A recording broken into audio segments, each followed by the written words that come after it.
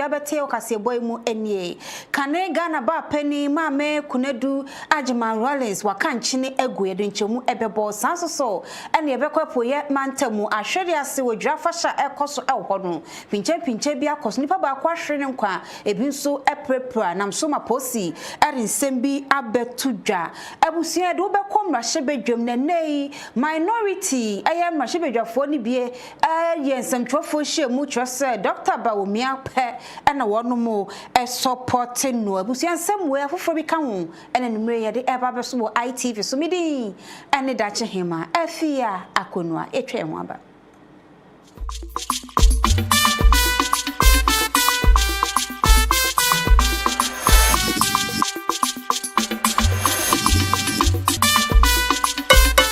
The heat is everywhere.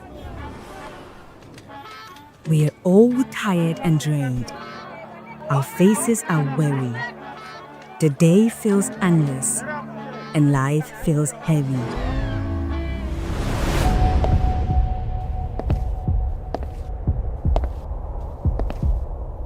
Then it happens.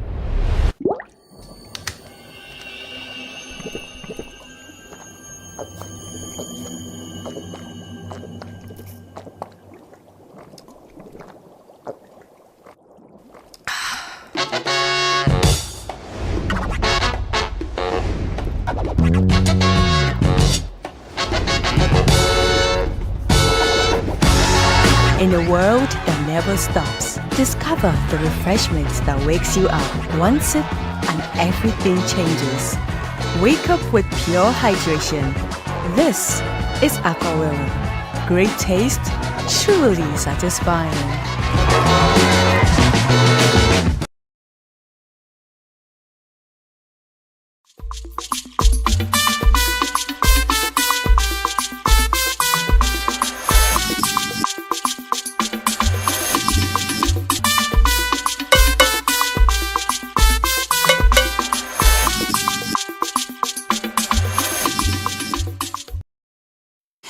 Yeshe Kasie bono ase na ntia ba ene se kane Ghana ba penny a wodikan eye nana kunedu Agyeman Rollins waka enchine egu na Greater Accra Regional Hospital won kan ho ene maami ekoje mu abusia ene ma erinsem ya betudwa Bridge Kasie ene abo omai konkron Ghana eye nana kunedu Agyeman Rollins ene de ya October bosom ene da etoso aduonum yensa e wo Rich Hospital en Krapopuni Mantemu atwa nananom e won hyedo a enam so ema omai Ghana bebia ayedin awerho ena ahye Ghana fo akomaso ema na mami ye wo no November bosom ne da etoso du insun wo 1948 e wo Cape Coast in Fifini Mantem emu na yenhwe na bakosam kakra ebra wo ba abemu enafei ebra wonyinye na ne hokani eye kanema mpeni Jerry John Rollins ya sabre wono so enya ni baby eko na wonom ewariye eche kakra ayie na sabre yakasai die mami yehwe nimu se empenifo ahodo wo free abemu enafei Ghana de hye asofo nananom ahemfo ebebodompem akopie mu ewo ne fie na wonom de yakonsem akokoma ebusua ema awoja wonom echire enafei enafofo ne adofo yina mami efri eye National Democratic Congress NDC amanyoko no mu ene wono ankasa ekote ne party eye National Democratic Party NDP na enumu nso wonenemu a eba no women empowerment enafe social development nso a na eyade wakasa pa edema emma ewo omai Ghana mu ha enche ye kora na sentem wabra asanteman eye dotiye ede ama asantehima na nakunedu yadom a wotosomiensa mame kunedu Agyeman Rollins wonene mamienu ekopie mu ewo asantememu ede yakonsem ekotai otumfo osetutu wotosomienu echi ema no esie asantehima fefel so a na akwakoye enigisem ewo honoma eneyi yɛda sorry ye yantia sempa aye mami etumi atwa nananom ewo ensiedo na kane mampani Jerry John Rawlings wono so to nananom ewo ensiedo November bosome ne da na etoso dumienu wa fimpimienu ni eduonu emu wonyamfinhia no eduoson miensa 73 years ena kane mampani Jerry John Rawlings enya ye na eneyi eye mami kunedu Ajima Rawlings wono so no enyamfinhia no eduoson enson 77 years eno nam so ema ene Ghana mampani His Excellency John Dramani Mahama edi ya konsem akwama ebusua ema weje wechi adofo ene Ghana fo ina se nyankopon na edema wono anso ena echi enute ebusua no encheche wonom ewe enute neyi briche kase ena abo omai konkron Ghana.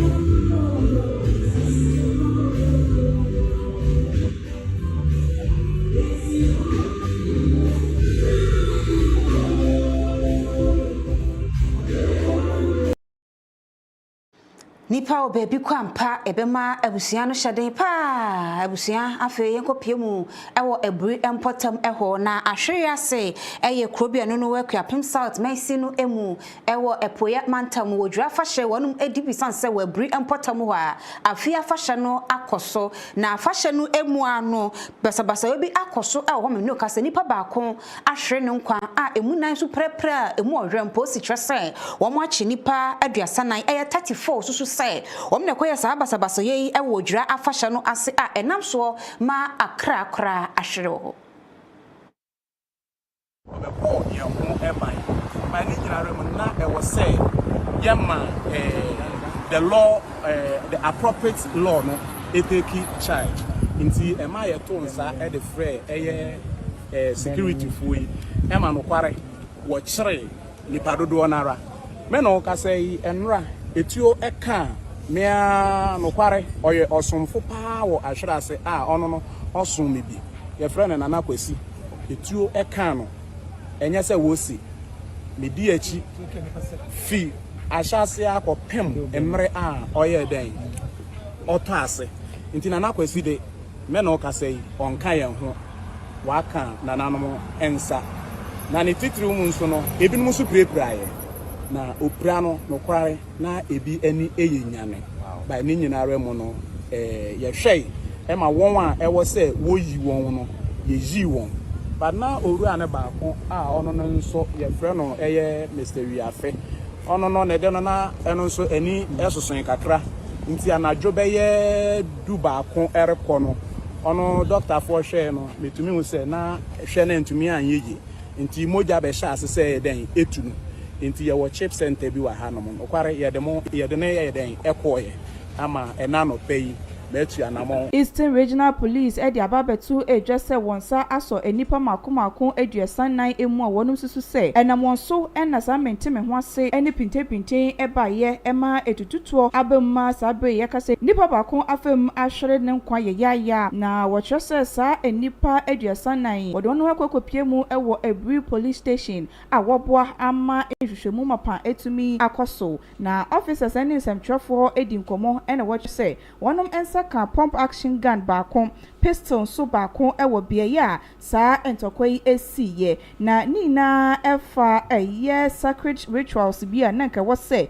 na nanom ahemfo eye na ebinum etwese abokoma hene edema asona ebusuam ena fe na semenhia asakrofa ene abemuhene edema arase sa ekuomi ensen ena na wonum enim enipa na seku a na wose wonum eye sa rituals eno na nam so ema menteme ho ase mempene pinte baye ema etuo kasaye ema enipa makomako enan wonum epraye bra wokoduru ayasabia no na aye nipa baako de wafam atwa nananom ewo ensiedo na Eastern Regional Police PRO Superintendent Ebenezer Tete edi tudwa wotwese wonum ensaka eye akodie ni bine no na beboa na edi adanse ewo eye investigation a wonum efiti ase no ase Superintendent Tete aside tudwa se wo hwese eye afasha no ase no peripere ye asomdwe mapa ebetumi akoso ewo honum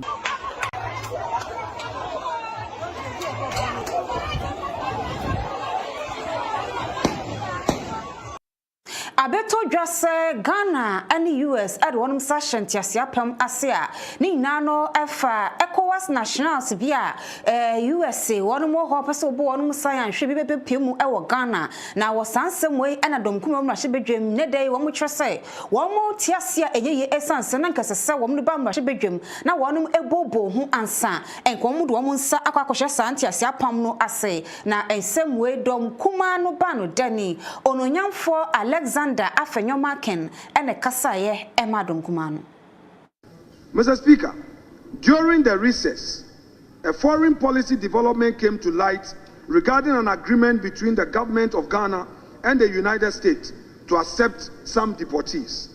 Mr. Speaker, the agreement of such magnitude, in our view, and we respectfully submit, should be subject to the parliamentary scrutiny under Article 75 of the 1992 Constitution.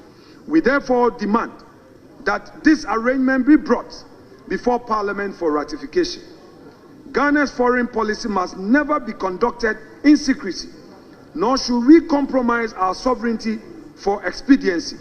We urge the government to always place Ghana's dignity first and ensure that any international agreement reflects our values and command the confidence of the Ghanaian.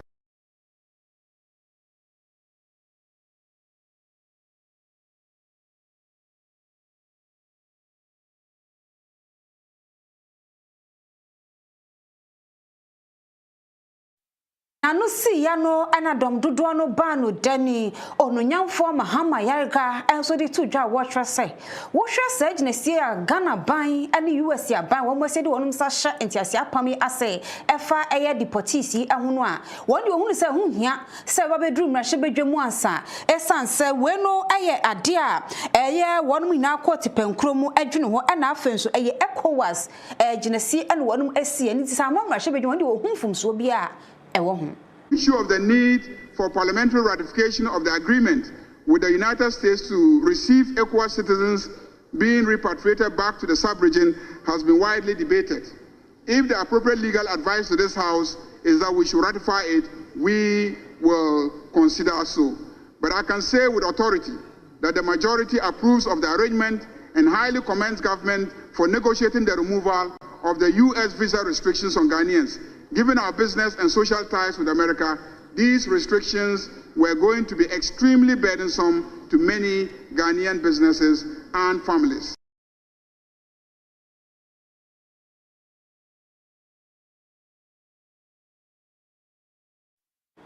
Yaraswa ewo mrahye bedwamu na NPP mrahye bedwafo bie ne ya tonsa frensam twofo koya wonum twemu se Dr. Alhaji Mahmoud Bawumia a woka nipa numu a wonum presa wonbetu franka ade ama NPP amanyoko no 2028 no wonum ahwehwe mu a woni nipa wonum de wonum support na ade ema ne se wobetimi asanso tu franka ade ama party no 2028. Issue of the need for parliamentary ratification. Flag bearer of our great party. We make this declaration not out of sentiment, but from deep conviction. We have seen his work, his discipline, his resilience, and his readiness to serve. We believe that Dr. Mahmoud Bawumia embodies the next chapter of the MPP's vision. A future built on competence, innovation, unity, and hope. We affirm that Dr. Mahmoud Bawumia is not just the candidate who can unite our party. He is the leader who can win the confidence of Ghanaian people and secure victory for the MPP in 2028 and beyond. He stands as a symbol of renewal, bridging generations, breaking barriers, and inspiring the belief that Ghana's best days are yet to come. To our cherished delegates across the country, this is our moment to make history once again. Let us reward loyalty, humility, and hard work with trust. Let us renew the NPP tradition with a leader who represents continuity and innovation. Let us choose the man who has walked the path, carried the burden, and delivered results. Dr. Muhammadu Bawumia is our choice, the people's choice, the party's strength, and Ghana's future. He carries Danko's courage, Buzier's intellect, and Dombo's humility and unifying heart. With him, the NPP will not only win, but will lead Ghana into an era of progress, opportunities, and national pride. The torch has been lit, and the vision is clear. Let us move forward together, united in purpose, guided by faith and inspired by the future we believed in. For God and country, for party and progress, we stand with Dr. Mahamudu Bawumia. Yeah. Ladies and gentlemen,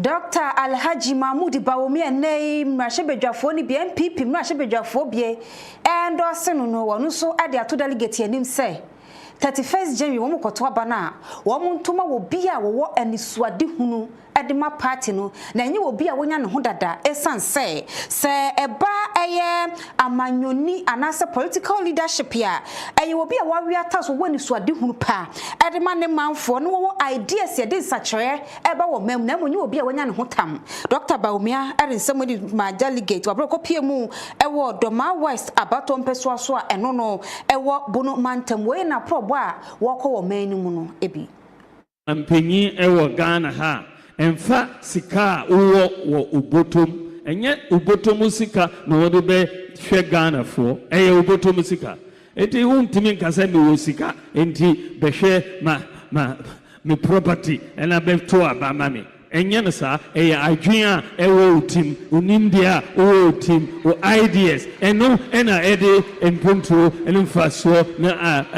ahoto ebe bre Ghana fo enti enye sikasem, it is about ideas. Eno ena mede bremu ene na mede insisem about ishishie bebrea mede beba enimde de bea mede beba ebeboye nyina ITV nsɛmtwerɛ a wɔbɔno kwaku mensa abrompa ade to aso sɛ ɛyɛ NPP ɔmo chairman ɔwɔ Doma West wura Kwame Wusu enso kyerɛ arehyiamu ɔmo wɔ Dr. Mahmoud Bawumia mu sɛ abato no mbeto no bedi nkunim no wasanso di nkunim ɛwɔ general election no emu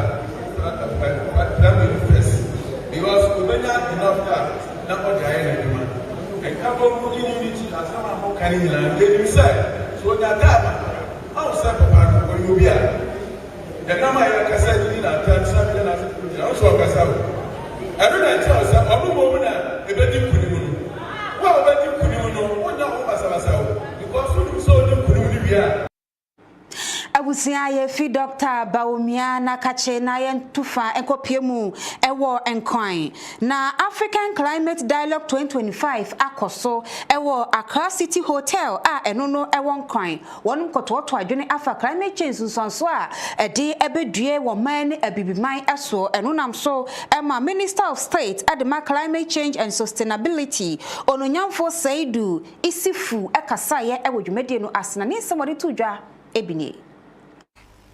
Across Africa, we are confronted by the triple crisis of climate change, biodiversity loss, and land degradation. These challenges threaten our food system, water security, and livelihood. Yet, within these challenges lies an immense opportunity if only we choose to walk with nature and not to work against it. To unlock the full potential of nature-based solutions, we must strengthen collaboration across all sectors by deepening partnership among government institutions, academia, the private sector, and civil societies to ensure that research drives policy and investment support sustainable solutions, while aligning national priorities with global frameworks such as the coming Montreal Global Biodiversity Framework and the UN Decade of Ecosystem Restoration to mobilize international support and attract climate financing. I am particularly encouraged by the leadership and the vision demonstrated by Africa Center for Nature-Based Climate Action, its integrated approach in promoting science, policy, and dialogue, piloting community-led projects, and building the capacity of young professionals exemplifies the sustainable development spirit we seek to our body. Enumu ena board chair wada Africa Center for Nature-Based Climate Action ano Reverend Dr. Joyce Ayi obra na wade na kwa bansam etudwa no ena watchre se center no aye committed pastor wonom ebetai aban echi stakeholders echi se beye na nature-based solution no wonum betumi ediegu akwam na national policy framework no etumi aye ejuma. It is good that we are learning to align. It is good that we're recognizing that in this nature-based climate space, it's not just one person, one institution. What we need to do is to synergize, to make sure we work together to achieve. I know we all want to sit on whatever money we have and not share, but if it's not going to make sense, then you might as well share.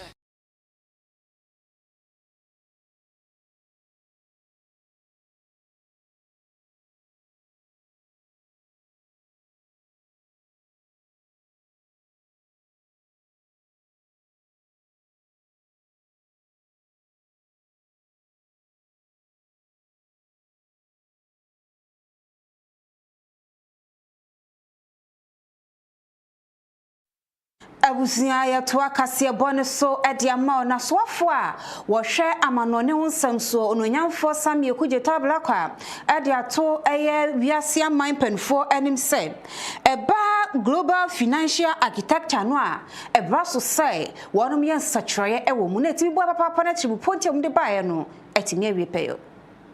Development and finance sits at the very core of our global agenda. We cannot advance the 2030 Agenda for Sustainable Development or achieve the goals of the Paris Agreement without confronting the structural inequities embedded in the global financial system. Too many developing nations remain trapped in cycles of unsustainable debt, while the promise of fair access to capital and trade remains elusive.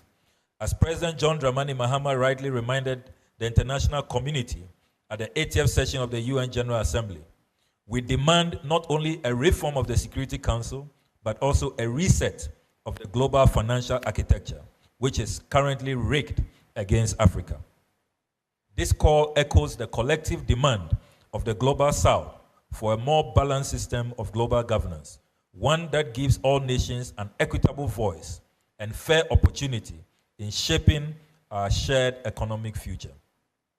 The reform of international financial institutions, including the voting structures of the IMF and the World Bank, remains essential to ensuring that developing economies have a meaningful role in global decision-making.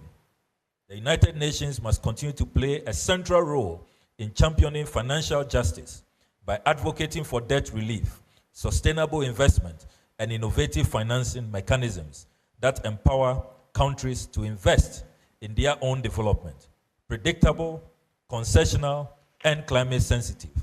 Financing must become a cornerstone of renewed multilateralism, which prioritizes people and planet over politics and profit.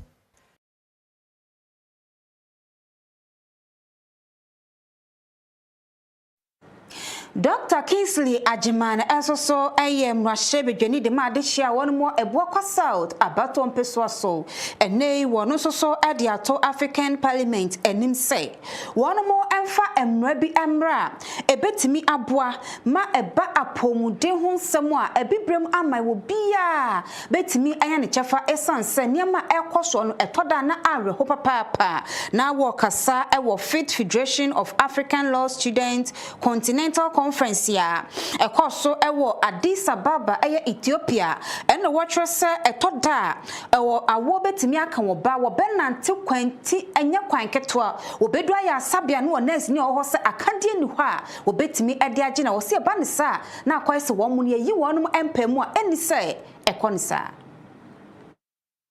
Health justice in Africa cannot be pursued in isolation.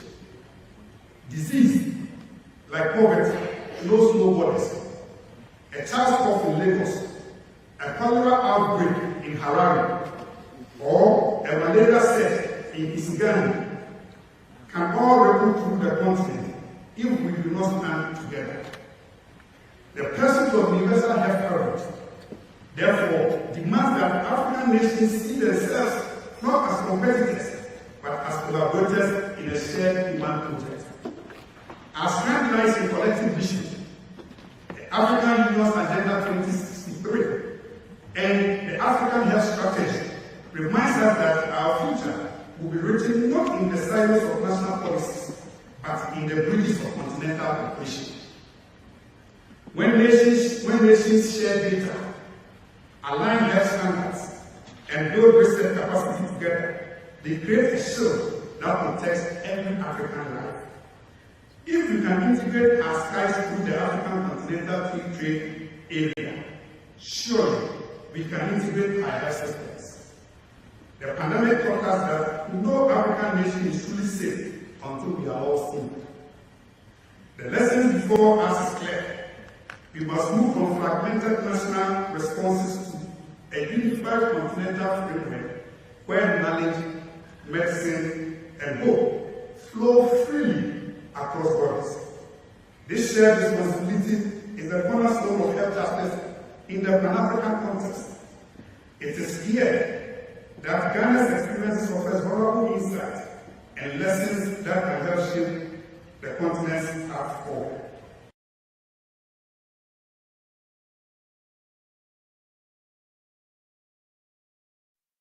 Ye kwa enwumesuomu ensam so na education minister ononyamfo Harina Idruso enso ediato abibiman empanifo enim se eba adesua ho nsam asa bibiman no wonum ahohiehia mu enuti braso se wonum beye hyehyede betimi aboma ahohiehia bibiman bie ewo elfa enwumesua ho no won betimi ade won ho afrimu Teacher Association, but there is a moral crisis with our education in Ghana. The state is not doing enough to adequately finance education, and there are gaps at all levels of education, from basic through secondary, junior high school to higher education, and we need to invest more to expand infrastructure, improve learning and teaching aids and its resources made available. And as I indicated the last time, in the last few months, I've come under major criticism as minister that what are you doing about school placement? What can I do when I don't have resources to fix it? It makes it very difficult. You need resources to expand infrastructure by way of additional classroom, additional dormitories, additional laboratories. But into 2026, under President Mohammed's research agenda, we are looking at spending some 300 million Ghana cedis, at least to end double track system, which undoubtedly has affected the delivery of quality education. I intend to work to convert 10 category C schools to B, 10 category B schools to A, and expand infrastructure and quality improvement in category A school.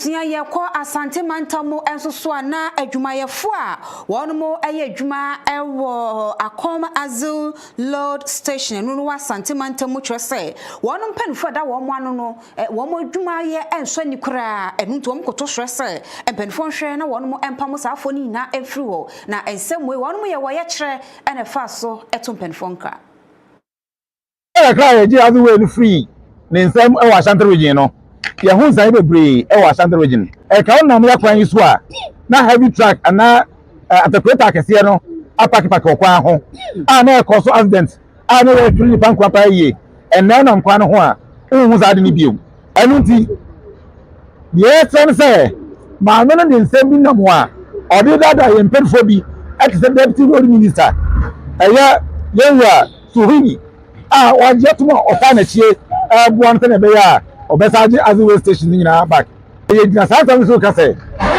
efi say be dey saske we no sika na ma me je no wo truck ba ku bia ho na 20,000 the truck ni overloader esu nyina na nko aban afutuom na ogidi gunu botom ye ba ni nyina jai e na overload no mpo drivers ni bi fa biem o fa normal load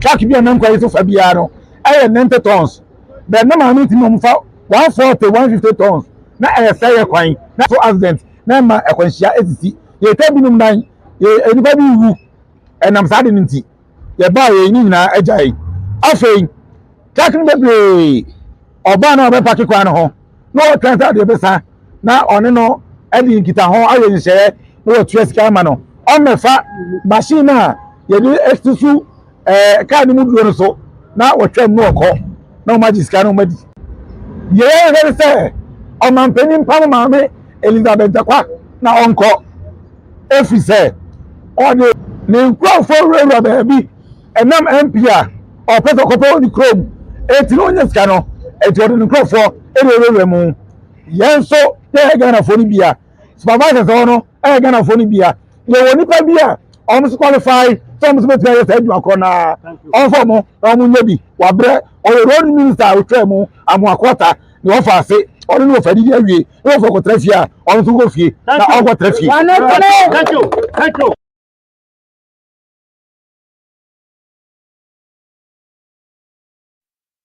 abusia dwedie ni sika same na dru so ye twa ye ho abasisia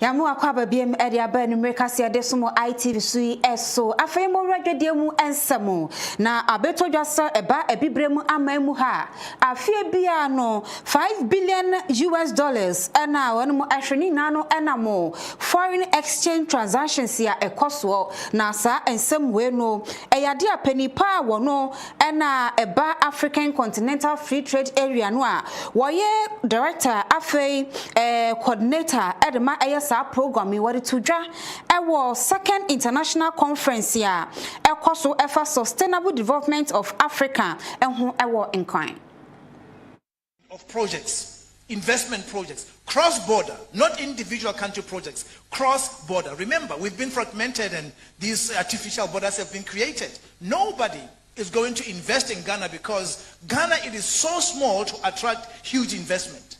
But if you put Nigeria together, Togo together, and you create one single market, which is what we're doing in the AFCFTA, you increase the potential and the possibility for investments to be made in the continent. Otherwise, individually, no single African country can advance. It doesn't matter what we have in our national vision 2020, vision 30, all of those things, the markets are very small to justify huge investments.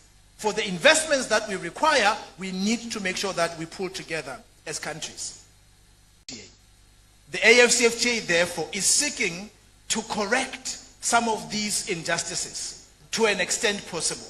That is why, for example, under the AFCFTA, we are having instruments. For example, we have a protocol on digital trade. One of the things that that protocol seeks to do is to ensure that when it comes to the payment systems, we can get a certain level of sovereignty as Africa. The continent loses $5 billion annually in forex exchanges. For you to trade with somebody in South Africa, your money has to actually go to the United States or Europe. You pay them to do transactions amongst yourselves. And we are saying we need to correct that. And this is the reality of where we live. I'm looking at all of us and I'm asking, where did you get your shed? Where did you buy it? We look at everything, the building materials, the air cons that we're having in the house here, they are not from here. Why is that so? Because the costs of doing trade in the continent are very high, and we are trying to correct that. So this is very important for us to